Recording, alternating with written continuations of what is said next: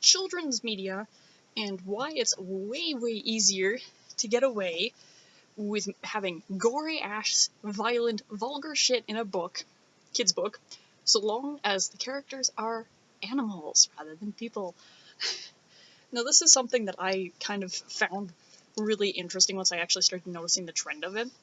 Basically, whenever you have a children's book, not a young adult's, but a children's book, where the main character's animals, almost always there's like a way higher level of gore, violence, even sex, than you find in even most YA novels, even the mature read YA novels.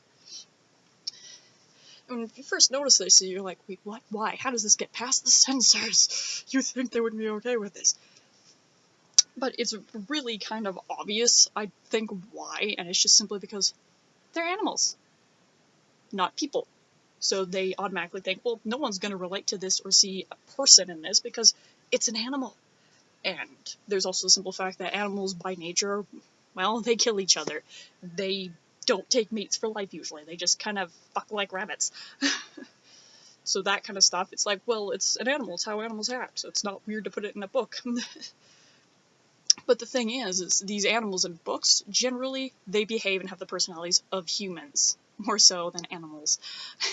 But just because they're portrayed as animals, you can get away with having gory ass shit in your books. And a great example of this is Warriors. Anyone who's read the Warrior series knows that, well, everybody's gonna die, possibly multiple times, and it's probably gonna be brutal. Characters literally get disemboweled to death.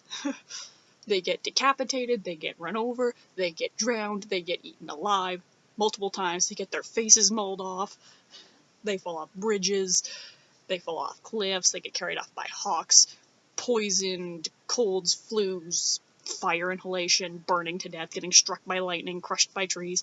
Pretty much every possible imaginable way of dying for a cat. They die that way. And it's always in detail. I mean, there's literally one main character who has half of her face torn off and is missing an ear. And she's literally drawn in one of the guidebooks with missing half her face in detail. And it is grotesque and ugly looking. And of course, there's romances and children being born all over the place. There's even one character who dies in childbirth. There's probably multiple characters that die in childbirth. Pretty sure there is, but only one immediately comes to my mind, so... So Warriors is a great example of that. Of getting away with gory-ass shit just because they're animals. Because guaranteed, if the Warriors characters, if they were all humans rather than cats, no fucking way would that have ever been allowed in the children's section.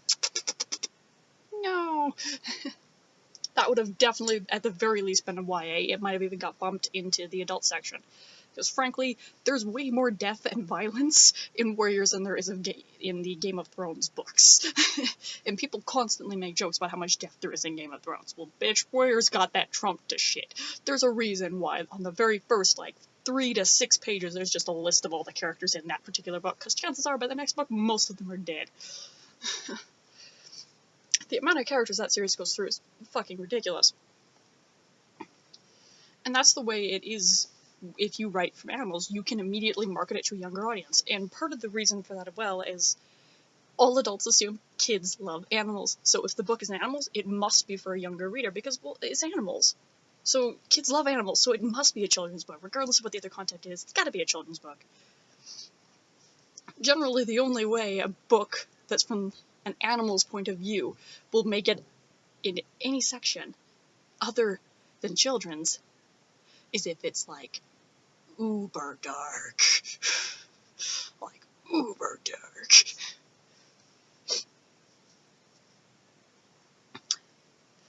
And I find that, so interesting.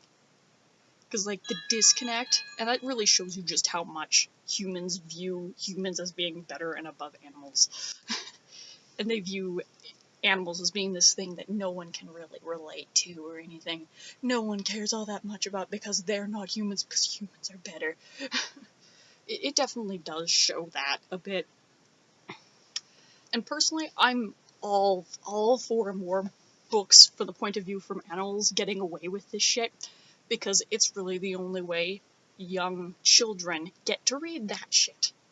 Because people have this idea in their head that children can't handle that shit. But the minute you throw it onto an animal, that's fine because it's an animal. Animals are for kids. And frankly, children do like that shit. Yeah? Whoa.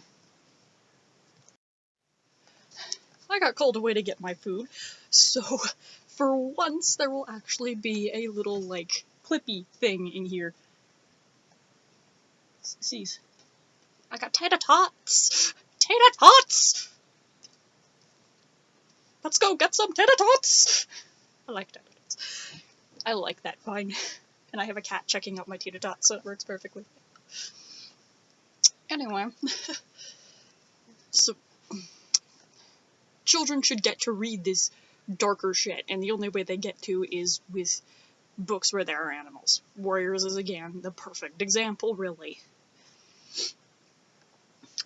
And I know part of the reason why there are so many children's books from the point of view of animals is because people go, well, kids love animals. Animals are a great way to get them into books. Read books with animals in it. Because they'll assume that kids won't read books that don't have animals in it, which is true for a lot of kids. I mean, I was true for me. The only books I read were books that had to do with cats and unicorns. Nothing else. So it is pretty much true. But it allows authors to be so much more dark and creative with their children's media. The only real fault I find with being able to do this is immediately people will go, oh, those characters are animals, oh, that's for little kids, I'm not gonna read that. Which I just think, come on, grow up. Just because it's meant for children and the characters are animals doesn't mean it isn't a good book. Once again, warriors. Most people who read that aren't children. And like I just said, you can get away with darker, gorier, crueler shit when your characters are animals. So ultimately, if you see a book that's where the main characters are all animals, and it's not like garnered to 3-year-olds, chances are, if you know what you're looking for anyway, you're probably going to get a fairly dark, possibly gory read. And usually it's pretty easy to tell. Like, even with one of the new books I got, The Lost Rainforest, that's from the animal's point of view, children's section book.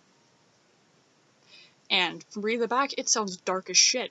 It sounds like it's going to be a very dark read. Foxcraft is another one that seems like it might be a little bit on the creep factor side. And once again, warriors.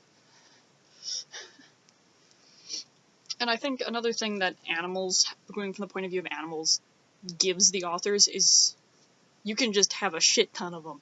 Because there are tons of animals in the world. There's so much more you can do. You can make a much more creative, unique world when you use animals rather than people. Because you can pretty much do whatever you want and no one can say, well, there's no way that's true. Because it's like, bitch, please, it's from the point of view of an animal. How do you know what's not true? And second off, this is clearly fiction, my pal. Anyway. And it is a little bit shocking if you're someone who's never read a children's novel from the point of view of an animal.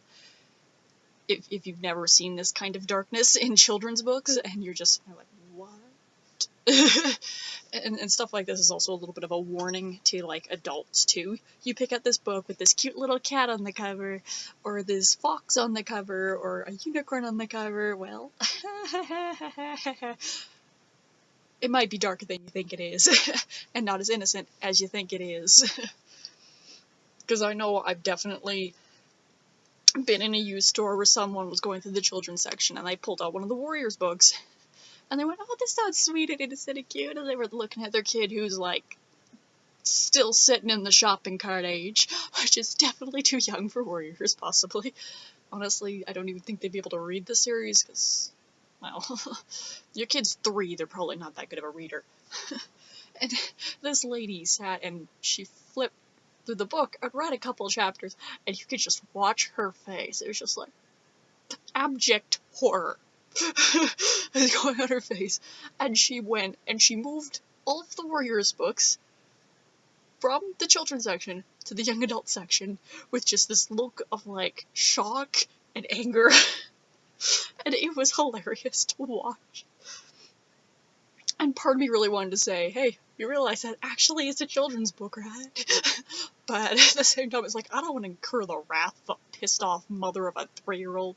She's probably running off of no sleep and a massive headache. I'm not looking to fight a lady with a baby. No, thank you. But it's hilarious to kind of see that. And that is kind of a little bit of an area where it's like parental looking into things. Like, do more than just look at the cover of what your kid's reading kind of a thing. Because you see an animal on the cover and you assume it's innocent and sweet. Chances are it's not.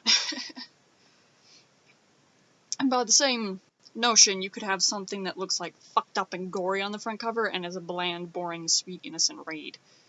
I've had a couple books where the cover is just like, blood, guts, someone ripping out their insides, and the book was like, was completely harmless. So, covers are great draws, but they're not everything. Yeah.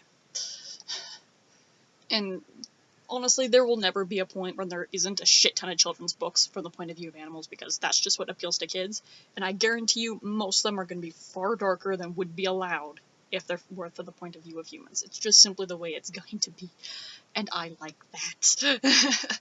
I really do, and that's part of the reason why when it comes to children's books, I recommend reading books from the point of view of animals, because they're going to be more real books.